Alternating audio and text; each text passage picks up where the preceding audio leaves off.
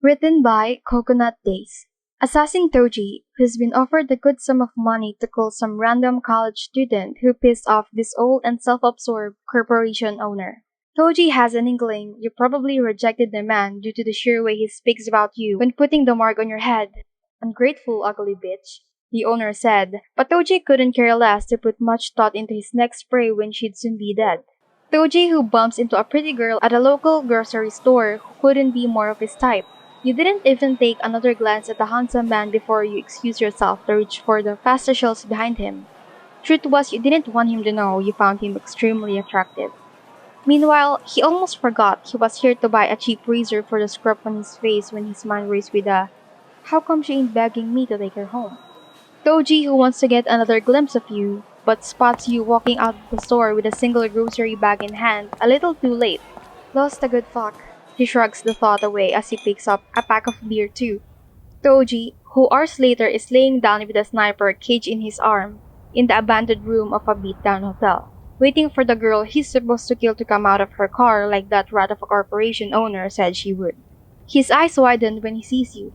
That girl from the grocery store. Get out of that car. He keeps his track on you with the weapon, wondering if he should have his fun, and he does. He purposely misses his shot and lets you know by barely missing your head by an inch, letting the bullet stray past your eyes and land in the wall right next to you. He watches as you quickly dash into the first establishment you see. "I'll wait for you to come out," he taunts to nobody as he keeps his eyes on the building doors. He notices that you found a way at the establishment without going through the first entrance you used again, after waiting 3 hours for you to come out and smirks. "Good girl," he thinks in approval, finding amusement in the thrill of chasing you after escaping him once. Toji sneaks into your apartment in the middle of the night and finds you are not there, and he chuckles because you are starting to go on him. If you're gonna keep acting this smart, nonetheless, he is going to find you. He doesn't care about his current employer screaming at him through the cheap burner phone in his hand as he looks for a bottle of vodka. Something about, "If you don't kill her, I'll do it myself." But Toji shrugs it off by telling him he'd be the first to get arrested due to his lack of experience and reassuring him that he'd get the job done.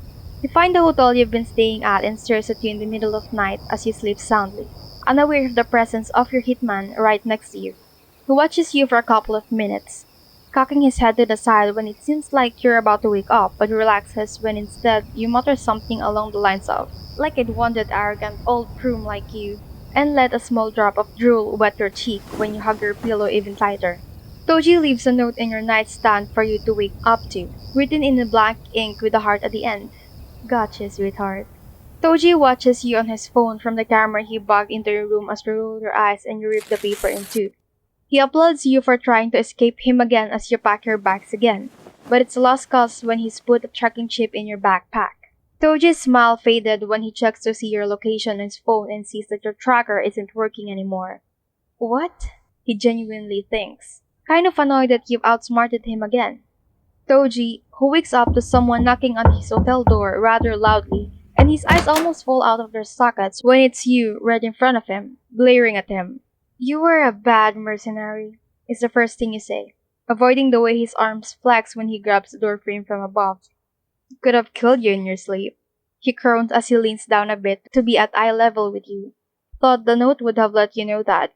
You cross your arms over each other as you puff your cheeks at him. "Is it because of that weird old guy I didn't want to date?" Toji completely invades your personal space and whispers right on top of your lips with a smirk on his face. Bingo. You didn't seem affected, aside from the slight obvious heat on your cheeks, but you rolled your eyes. "All I did was say no." Didn't sound like a simple no when you were sleepwalking. He sings a bit to you. "He was rubbing his old man hands on my thighs," you countered, annoyed at the situation. He shrugs his shoulder and simply says, "And now it looks like I'm getting paid to strangle that pretty neck of yours." "He already had a chance to do that when I was sleeping," he deadpanned, unamused. "And now, you were giving me another chance," he drawls in a stupidly cocking way. You squint your eyes at him. "Then do it." "Mm-hmm. Asking me to go rough you up before even knowing my name?" he teases you. "You were impossible." "You were stupid for knocking on your hitman's door, sweetheart." You send him a glare.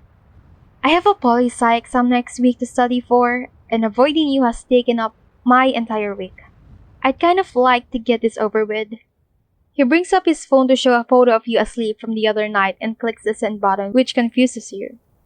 Why? Told him I just killed you. You took a step back, unsure of what was about to happen, but he showed you his phone again as it vibrated. A $5 million transaction had just been made to his account. Before you could take another step away, Toji pushed himself off the doorframe and took out the gun, turning it in his hand as he observed it.